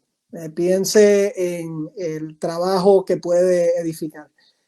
Piense en que, de nuevo, si ya no estando en una posición tiene a 2 o 3 temblando, es porque saben que está en la vía correcta. Así que a usted le digo que mientras otros se ocupen en destruir y atacar, que o sea, tienen su perfecto derecho de intentar hacer, ¿verdad? Tienen su perfecto derecho de distraerse con eso. Mientras otros destruyan, que usted construya, que usted edifique, que hable de lo que va a hacer por la gente de Puerto Rico, que le siga explicando al pueblo cómo es que va a luchar por la igualdad y por la estadidad, que es lo que nuestro pueblo añora, que la conozcan por el servidor que ya ha sido a gente muy vulnerable, a personas que han perdido su libertad, pero que añoran una segunda oportunidad. ¿Verdad? Y a los más vulnerables. Y es por eso, licenciada, que a su última pregunta, ¿verdad? Si algo he aprendido en todo este proceso es que la confianza y el trust que uno pueda tener en las personas y el corazón es importantísimo, y por eso es que en mis momentos más difíciles, pues usted estuvo ahí conmigo, ¿verdad? Y Ramón Rosario estuvo conmigo y otras personas que yo reconozco su valía, pero el punto de todo esto es que yo confío en usted. Yo confío en usted, a ciegas, sé que donde usted pone la palabra, pone la acción, y podremos tener diferencias que las hemos tenido usted y yo, ¿verdad? Pero a mí lo que me da la esperanza, retornando a esta idea de ir viendo cómo mermamos la polarización y buscamos la capacidad de construir, es que si lo podemos hacer aquí, si lo podemos hacer en la delegación extendida, si podemos tener personas con distintos puntos de vista, pero al final reconocemos el valor, el compromiso, la intención genuina de ayudar al pueblo, que yo reconozco en usted, pues para mí eso es más que suficiente, y yo invito a todos los que nos están viendo a que continúen conociendo a la licenciada, de su corazón, de su capacidad y del potencial que tiene para hacer bien para Puerto Rico. Escuchado, muchas personas me habían escrito durante meses que entendían que el doctor Ricardo Rosselló no estaba interesado en endosarme o que había silencio, porque es que vuelvo y digo, aquí en Puerto Rico la candela siempre está en high, doctor, todo el tiempo. Y yo decía, es que yo a él no le he pedido el endoso, yo a él no le he pedido nada, de hecho al doctor yo nunca le he pedido nada. Yo siempre lo que he hecho es hacerme disponible cuando hay que trabajar, pues uno trabaja. Pero quiero primero agradecerle, doctor, el tiempo. Segundo, la paciencia, porque este conversatorio personal ha sido bien puntilloso, a diferencia de otras entrevistas que usted, ¿verdad?, da en las redes para hablar sobre el tema de la estadidad.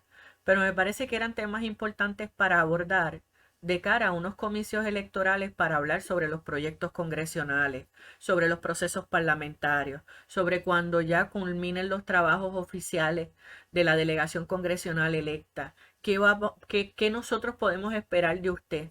Porque esas interrogantes, aunque quizás para otras personas fuera de Puerto Rico no son importantes, todos los días es un círculo vicioso de especulación en Puerto Rico. Y qué bueno que lo hemos tenido usted para que nos dé luz, dirección, perspectiva, de ir puntualizando temas importantes para entonces poderlos atajar y poderlos defender y poderlos explicar a otras personas que estén interesadas. Y sobre todo, simplemente gracias por estar. Yo no tengo que decir más nada. Tenga capítulo de delegación extendida o no, sea delegada extendida con título o no, eso no importa. Para mí lo importante es que te doy las gracias y que siempre voy a estar agradecida de ti. Bueno, Ahí estamos. es recíproco y el trabajo, ¿verdad? Debo tocar este punto. El trabajo que usted hizo con la delegación, aunque culminó oficialmente, tuvo su resultado y todos lo reconocemos y lo agradecemos. Así que yo sé que usted es una mujer de acción y de resultados y ya vislumbro esos primeros meses del 2025 donde usted va a estar allí en el Senado luchando por el puertorriqueño y luchando por la igualdad. Pues Puerto Rico lo voy a dejar entonces a ustedes con el doctor para que les dé las últimas palabras para concluir este video que ha sido extraordinario. Así que a todos ustedes de mi parte, recuerden que soy la número 9 en la papeleta de senadores por acumulación del PNP. Y ahora los dejo con el doctor Rosselló.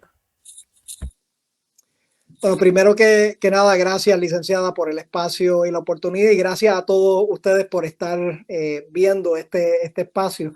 Sé que ha sido un ratito, pero había mucho tema que discutir. Considero esto un gran privilegio poder comunicarme con ustedes y dejarles saber lo siguiente de lo que hemos discutido. En primer lugar,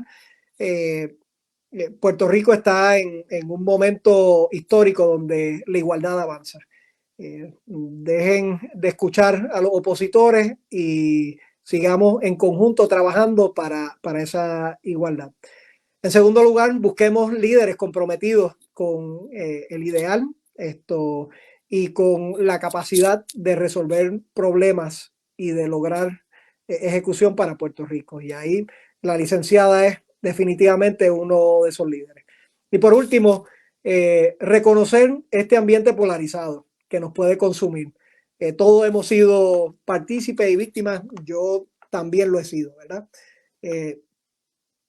Vamos a preguntarnos a dónde vamos si lo que hacemos es destruirnos. Vamos a preguntarnos qué es lo que vamos a lograr si lo que hace un lado, el otro lo va a socavar y viceversa y continuará así. Vamos a preguntarnos qué se está perdiendo en la discusión pública cuando no hay el espacio para llegar a consensos y para poder discutir alternativas nuevas que no caen en las cajas tradicionales de esa discusión. Creo que firmemente que cómo contestemos esa pregunta va a definir el futuro no tan solo de Puerto Rico, sino de la política y de las democracias de cara hacia el futuro.